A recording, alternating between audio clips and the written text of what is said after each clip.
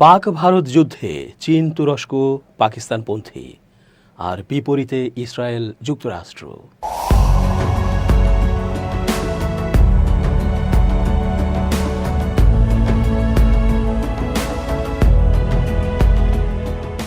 আসসালামু আলাইকুম প্রিয় দর্শক, আমন্ত্রণ আজকের আলোচনায়। চেঞ্জ টিভির আন্তর্জাতিক চোখ অনুষ্ঠানে এস জে রতন স্বাগত জানাচ্ছি।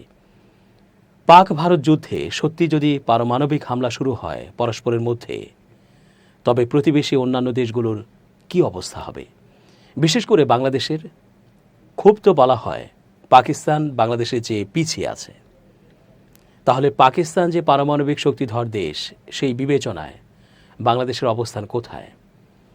ভারতের সাথে লড়তে সামরিক সক্ষমতা পাকিস্তানের যতটুকু আছে, বাংলাদেশের কি তার কানাকুড়িও আছে?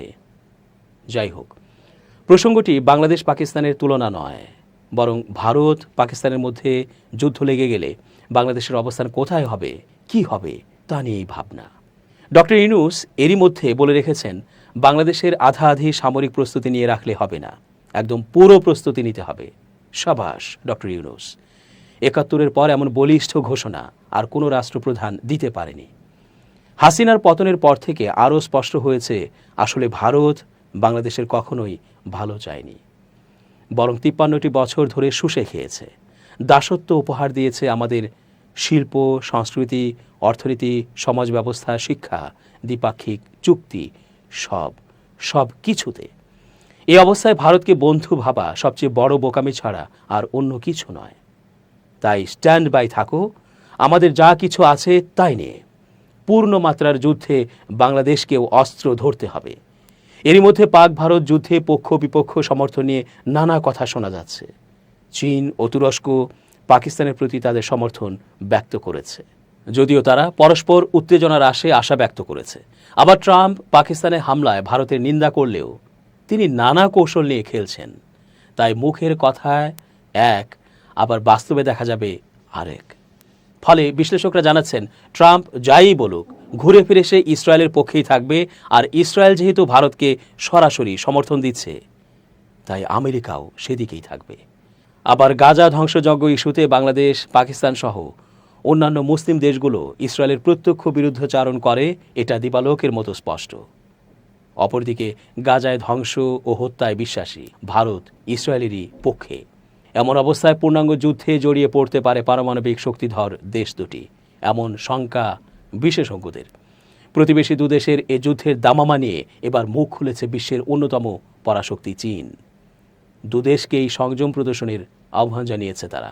চীনের পররাষ্ট্র মন্ত্রণালয় ভারত ও পাকিস্তানকে সংযম প্রদর্শন এবং শান্তি ও স্থিতিশীলতাকে প্রথমে রাখার আহ্বান জানিয়েছে। এক বিবৃতিতে দুই দেশেরই প্রতিবেশী চীন বলছে, আজ সকালে ভারতের সামরিক অভিযানের বিষয়টি আমরা জেনেছি। বিষয়টি অত্যন্ত দুঃখজনক। চলমান পরিস্থিতি নিয়ে আমরা উদ্বিগ্ন।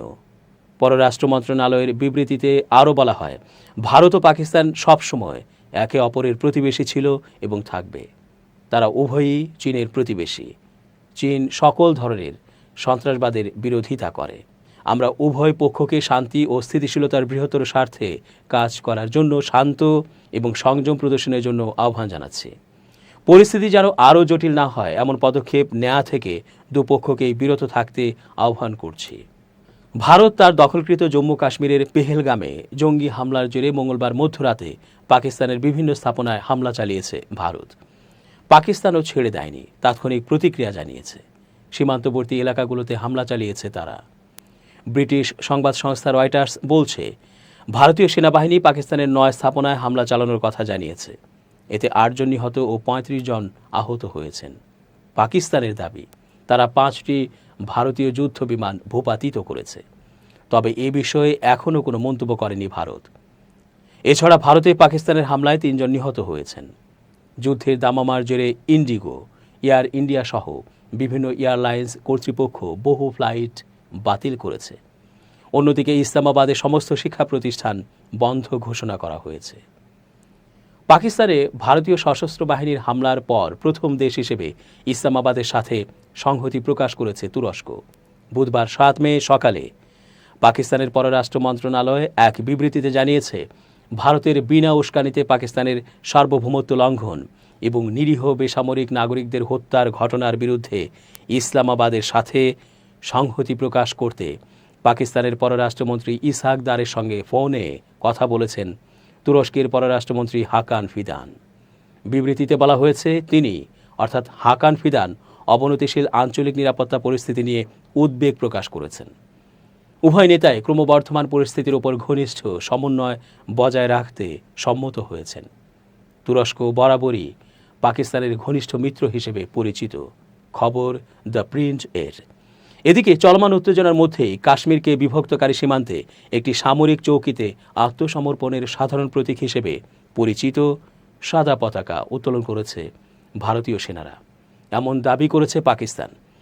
পাকিস্তান সরকার তাদের অফিসিয়াল এক্স অ্যাকাউন্টে এই দাবি করেছে বলে বুধবার 7 মে সকালে এক প্রতিবেদনে জানিয়েছে সংবাদ মাধ্যম আল জাজিরা।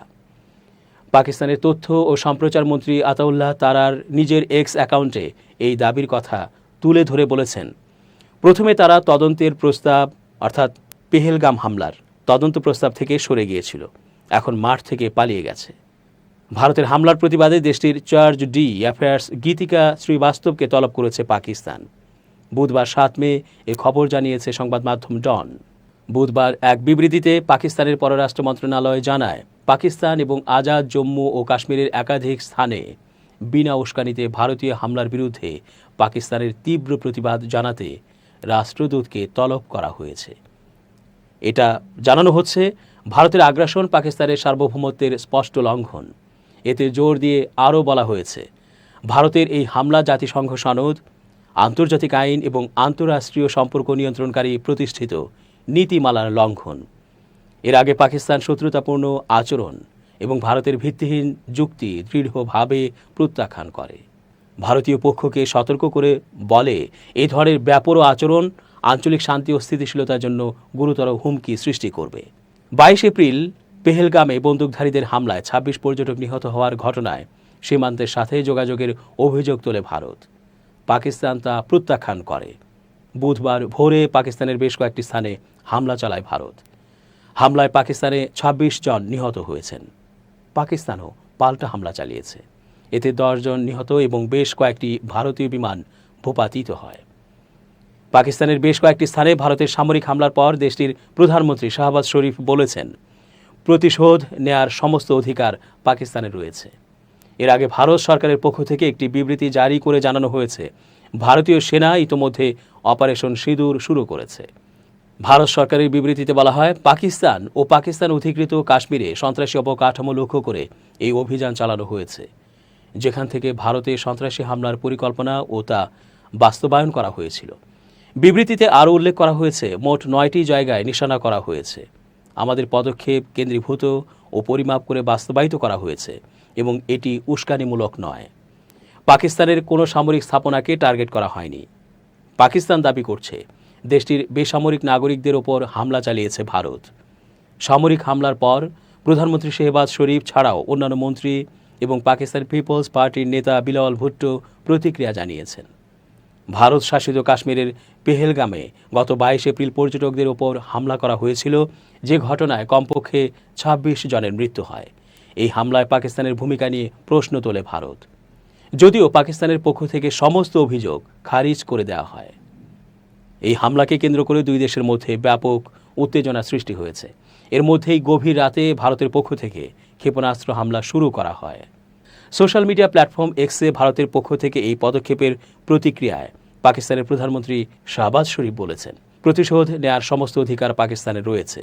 সামাজিক যোগাযোগ মাধ্যম এক্সে শাহবাজ শরীফ লিখেছেন, পাকিস্তানের 5টি জায়গায় কাপুরুষোচিত হামলা চালিয়েছে শত্রুরা। তিনি ভারতের এই হামলাকে অ্যাক্ট অফ ওয়ার বলে আখ্যা দিয়েছেন। শাহবাজ শরীফ তার পোস্টে লিখেছেন, ভারতের এই যুদ্ধের উপযুক্ত জবাব দেওয়ার পূর্ণ অধিকার পাকিস্তানের রয়েছে এবং তাদের যোগ্য জবাবও দেয়া হচ্ছে। তিনি বলেন, পাকিস্তানের পুরো জনগণ পাকিস্তান সেনাবাহিনীর পাশে দাঁড়িয়েছে এবং দেশের মনোবল একেবারে মজবুত রয়েছে। পাকিস্তান কখনোই ভারতকে নিজেদের উদ্দেশ্যে সফল হতে দেবে না। তিনি বলেছেন, পাকিস্তান ও পাকিস্তানের সেনাবাহিনী খুব ভালো করেই জানে কিভাবে শত্রুদের মোকাবেলা করতে হয়। আমরা কখনোই শত্রুকে তার অসৎ পরিকল্পনায় সফল হতে দেব না। বিবিসি উর্দু পাকিস্তানের প্রতিরক্ষামন্ত্রী খাজা আসিফের সঙ্গে কথা বলেছিল। তিনি বলেছেন, দেখুন, ওরা অর্থাৎ ভারত দাবি করছে যে ওরা সন্ত্রাসী ঘাঁটিকে নিশানা করেছে, কিন্তু আমি আন্তর্জাতিক গণমাধ্যমকে বলবো তারা নিজেরাই সমস্ত জায়গা ঘুরে দেখে যাক যে স্থানগুলো সন্ত্রাসী ঘাঁটি নাকি বেসামরিক জনগোষ্ঠী ছিল। এর মধ্যে আমাদের 2টি মসজিদও ছিল। এক শিশু শহীদ হয়েছে এবং এক নারী শহীদ হয়েছেন। পাকিস্তানের প্রতিরক্ষামন্ত্রীর মতে 7টি লক্ষ্যবস্তুর বিষয়ে নিশ্চিত হওয়া গেছে। তার কথায় হতাহতের সর্বশেষ সংখ্যা আমার কাছে নেই, তবে নিশ্চিত হওয়া 7টি লক্ষ্যবস্তুর মধ্যে 2টি কাশ্মীরে এবং 5টি পাকিস্তানে। সব কটি ক্ষেত্রে নিশানা ছিল বেসামরিক নাগরিকেরা। এই হামলার পর পাকিস্তানের পাঞ্জাবের মুখ্যমন্ত্রী মরিয়ম নওয়াজ শরীফ জরুরি অবস্থা ঘোষণা করেছেন। সব কর্মচারীকে অবিলম্বে দায়িত্ব নেয়ার নির্দেশ দেওয়া হয়েছে। মরিয়ম নওয়াজ এক্স হ্যান্ডেলে বিজ্ঞপ্তির অনুলিপি পোস্ট করেছেন। সেখানে সিভিল ডিফেন্স সহ অন্যান্য সমস্ত প্রতিষ্ঠানের কর্মকর্তা কর্মচারীদেরও তলব করা হয়েছে। বুধবার পাকিস্তানের পাঞ্জাব জুড়ে শিক্ষা প্রতিষ্ঠান বন্ধ থাকবে বলে জানানো হয়েছে। পাকিস্তান পিপলস পার্টির চেয়ারম্যান বিলাওয়াল ভুট্টো জারদারি সামাজিক যোগাযোগ মাধ্যম প্ল্যাটফর্ম এক্সে একটি বিবৃতি জারি করে বলেছেন, আমি পাকিস্তানের ভূখণ্ড এবং বেসামরিক লক্ষ্যবস্তুতে ভারতের কাপুরুষোচিত হামলার তীব্র নিন্দা জানাই। এ ধরনের আগ্রাসনের জবাব দেয়া হবে। ভারতকে দৃঢ়তার সঙ্গে জবাব দিচ্ছে পাকিস্তান। তিনি লিখেছেন, আমাদের সাহসী বিমান বাহিনী সহ পাকিস্তানের সাহসী সশস্ত্র সেনাবাহিনী দৃঢ়তার সঙ্গে জবাব দিচ্ছে। যে কোনো দুঃসাহসিক কাজের সর্বশক্তি দিয়ে মোকাবেলা করা হবে। পাকিস্তানের তথ্যমন্ত্রী আতাউল্লাহ তারার অভিযোগ তুলেছেন, ভারত পাকিস্তান ও পাকিস্তান শাসিত কাশ্মীরে সন্ত্রাসী শিবির নয়, বেসামরিক নাগরিকদের লক্ষ্যবস্তু করেছে। পাকিস্তানের প্রতিক্রিয়ার প্রসঙ্গে পাকিস্তান সেনাবাহিনীর মুখপাত্রের কথার পুনরাবৃত্তি করেছেন তিনি। আতাউল্লাহ তারার বলেন, এই হামলা অনাকাঙ্ক্ষিত, এটি সম্পূর্ণ বেপরোয়া হামলা। আমরা অবশ্যই এর জবাব দেব। আমাদের প্রতিক্রিয়া স্থলে এবং আকাশপথে অব্যাহত রয়েছে। সেনাবাহিনীর এক মুখপাত্রকে উদ্ধৃত করে পাকিস্তানের রাষ্ট্রীয় টেলিভিশনে বলা হয়েছে, ভারতীয় সেনাবাহিনী 3 জায়গায় ক্ষেপণাস্ত্র হামলা চালিয়েছে। বার্তা সংস্থা রয়টার্সের খবরে বলা হয়েছে, পাকিস্তানের সীমান্ত এলাকায় প্রচণ্ড গোলাবর্ষণ ও বিস্ফোরণের খবর পাওয়া যাচ্ছে। দর্শক, আজ এ পর্যন্তই। শুভকামনা।